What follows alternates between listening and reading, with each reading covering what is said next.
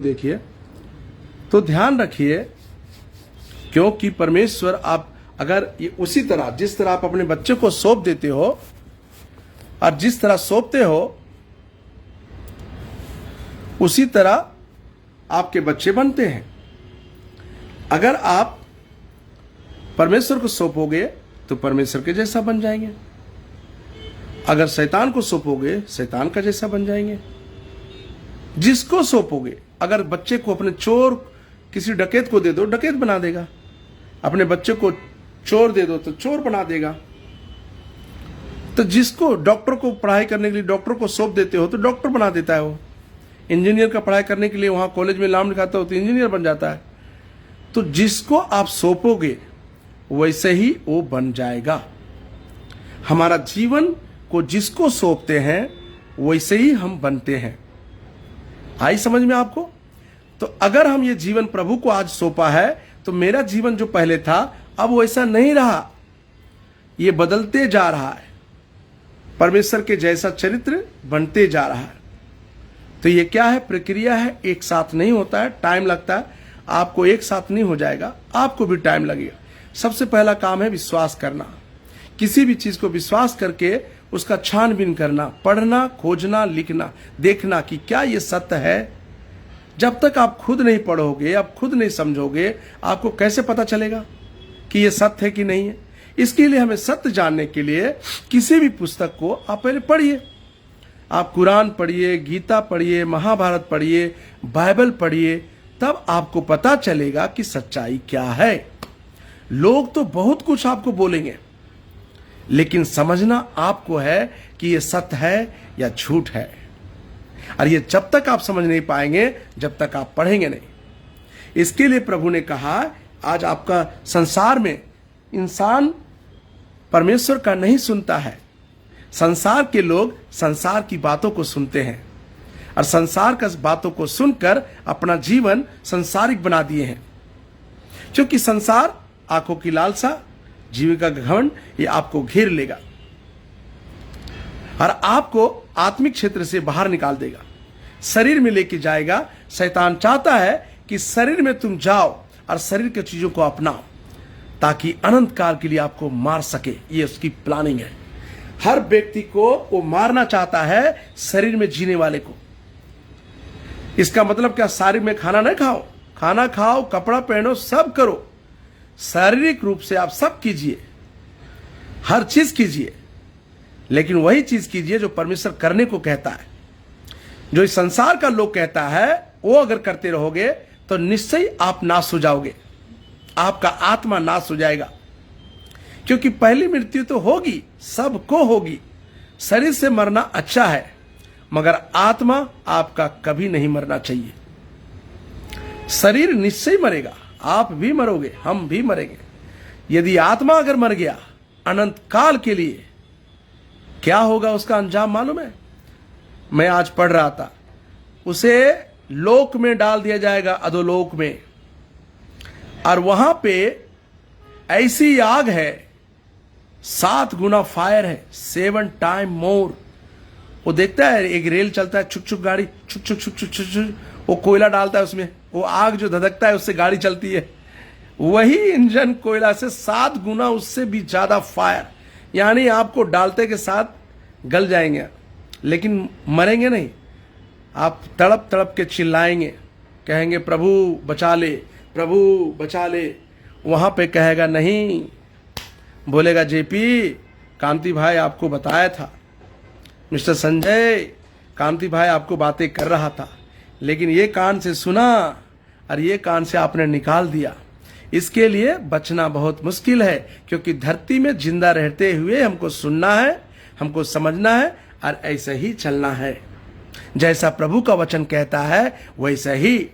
परमेश्वर के वचन से कंप्रोमाइज कभी मत कीजिए। चाहे संसार उलट जाए, धरती फट जाए, आसमान टल जाए, उसका वचन कभी नहीं टलना चाहिए। प्रभु का वचन में लिखा है। अगर ऐसा होता है तो उसका भागीदार मैं स्वयं होऊंगा, उसका जिम्मेदार कोई नहीं, उसका जिम्मेदार मैं स्वयं रहूंगा। इसलिए प्रभु के वचन को पढ़ते हुए, समझते हुए, डरते हुए और कांपते हुए अपने जीवन को बिताना है। तब अपनी जवानी को आप सुरक्षित रख सकते हैं। हमारा वीडियो पिछला वाला देखिएगा, क्योंकि मैं उसी के बेस में टीच कर रहा हूं। अपनी जवानी को कौन शुद्ध रख सकता है? क्योंकि बाहर तो बहुत अच्छा लड़की है, बहुत अच्छा दारू है, बहुत अच्छा सिगरेट है और बहुत अच्छी अच्छी बातें हैं। अपनी जवानी को कौन शुद्ध रख सकता है? कैसे रहेगा शुद्ध? अरे सब चलता है, प्रभु ने बनाया है। किसी मेरे मित्र ने कहा, अरे ये सब इतना सुंदर लड़कियां हैं, किसके लिए? इतना एंजॉय कौन करेगा? तो प्रभु ने ही बनाया है ना। हम लोग ऑफ कोर्स प्रभु ने बनाया है ना। सारे सुंदर लड़कियों को, सुंदर लड़कों को, ये सारे खूबसूरत दुनिया को प्रभु ने ही बनाया। तो उसकी ताकत, उसके हाथों में जादू है, बनाया उसने। लेकिन आपके पास ये अधिकार नहीं है कि आप उसको अपना लेंगे जब तक प्रभु की इच्छा ना हो। इसका मतलब कि आप कुंवारे रहेंगे? नहीं, आप शादी कीजिए।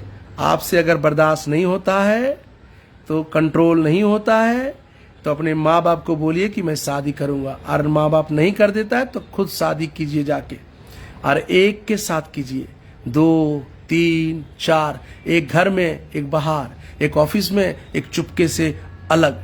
ऐसा नहीं होता है सर, आप वचन में गिर जाएंगे, क्योंकि परमेश्वर ने किसी एक के साथ वफादारी करने को कहा है। अब अगर एक के साथ वफादार नहीं है तो अब क्या हजारों के साथ वफादार रहेंगे? अगर एक के साथ अब विश्वास योग हैं तो अब हजारों के साथ विश्वास योग रहेंगे।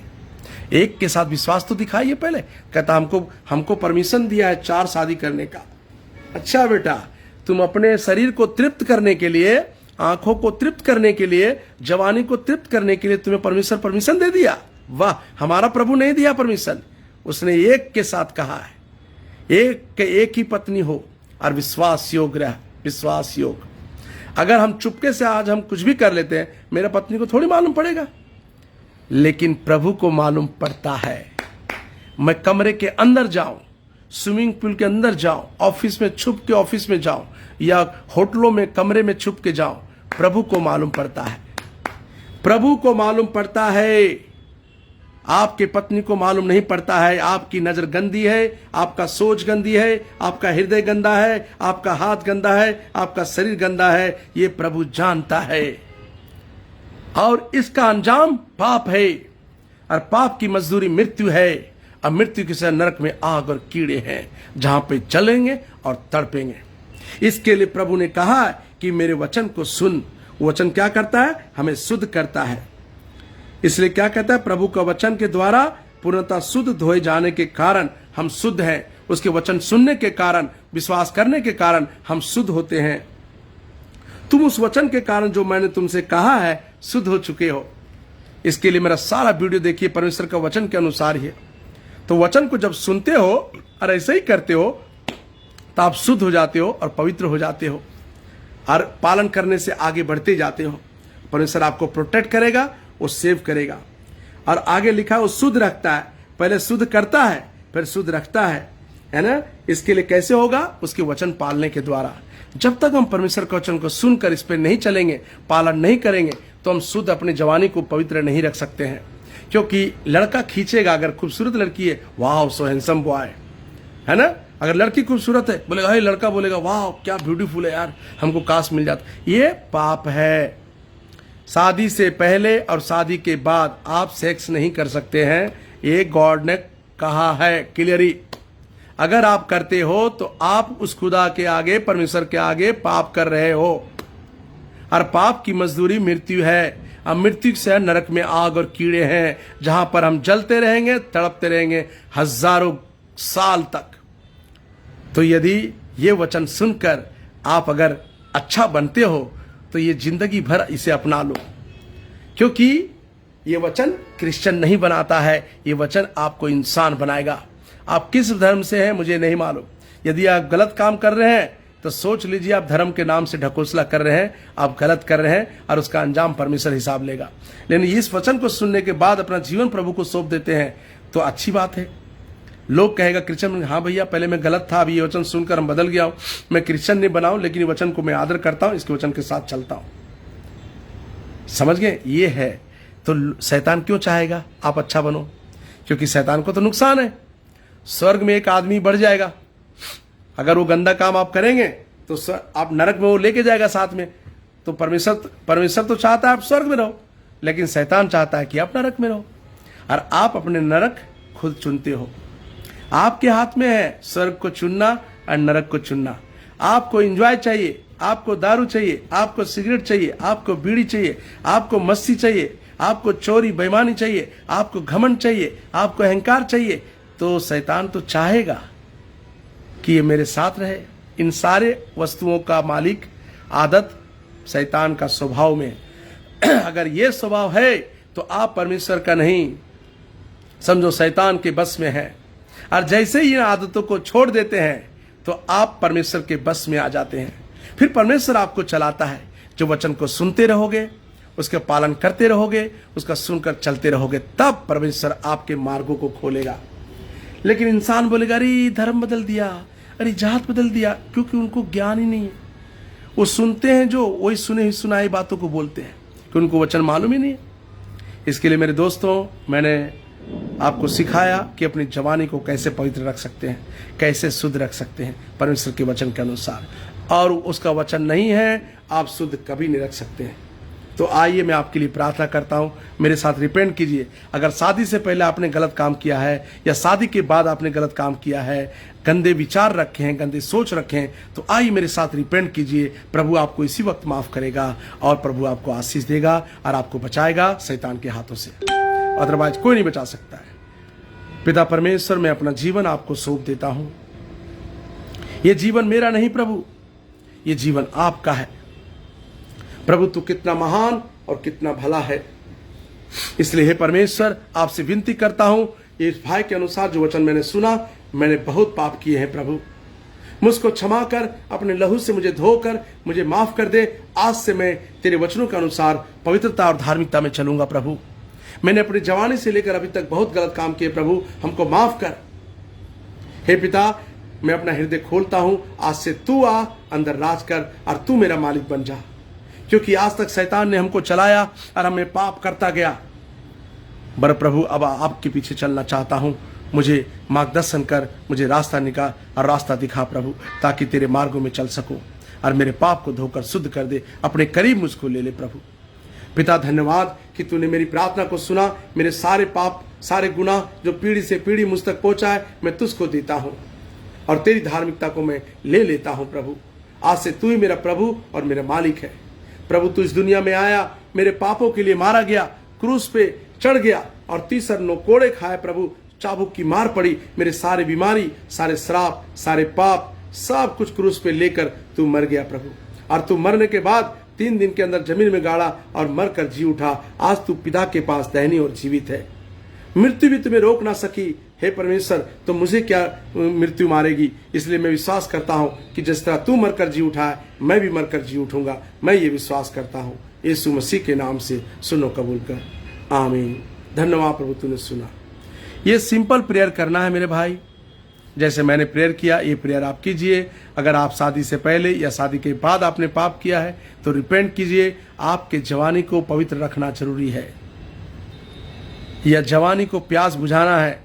शैतान बोलेगा जवानी का प्यास बुझाना है, तो आप बुझा सकते हो, लेकिन वो आपको आग में बुझाएगा अनंत काल के लिए। हजारों साल तक जलते रहेंगे, चाहे वो कोई भी क्यों ना हो, वो जलता रहेगा। तो इसके लिए एक आदमी को एक ही पत्नी और एक पत्नी को एक ही पति।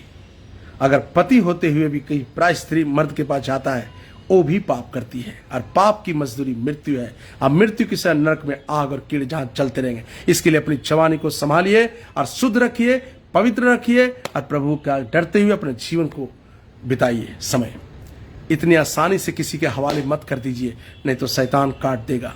बहुत ही डेंजरस है वो। इसके लिए हर माँ बाप को अपने बच्चे को संस्कार देना, सिखाना जरूरी है। तब जाकर, आज बच्चे कोई सुनते हैं? देखिए, किसी के बच्चे नहीं सुनते। 14 साल की उम्र अपना जवानी बेच देते हैं, क्योंकि उनको मस्ती चाहिए। घर में भी वैसा चल रहा है, बाहर भी वैसे चलता है। तो आप अगर धार्मिकता जीवन जिएंगे तभी तो आपके बच्चे जिएंगे। आप खुद गुलछर्रे उड़ा रहे हैं और बच्चे से एक्सपेक्ट करते हैं कि आपके बच्चे धार्मिक बने। पॉसिबल नहीं है ऐसा। आप खुद पीना बंद कीजिए, आपके बच्चे वही सही देखेंगे और नहीं करेंगे, क्यों उसको आप बता सकते हैं बच्चे से, बेटे ये अच्छे नहीं है, ये जहर है, ये पॉइजन है, ये मत सुनना, कोई पिलाएगा मत पीना। वो देखेगा मेरा बाप घर जल्दी आता है, मेरे से प्यार करता है, वो खुद नहीं पीता है, लेकिन आप खुद पी रहे हो, खुद मस्ती कर रहे हो और बच्चों को सिखाओगे कि तुम धार्मिक बनो, तुम अच्छा बनो, तुम ऐसा मत करो। वो बाप बोलेगा, बेटा बोलेगा यार बाप तो मेरा बेवकूफ है यार, बाप तो सब करता है, मेरे को बोलता है मत करो, ऐसे थोड़ी होगा। तो आप वहां पे फंस जाएंगे।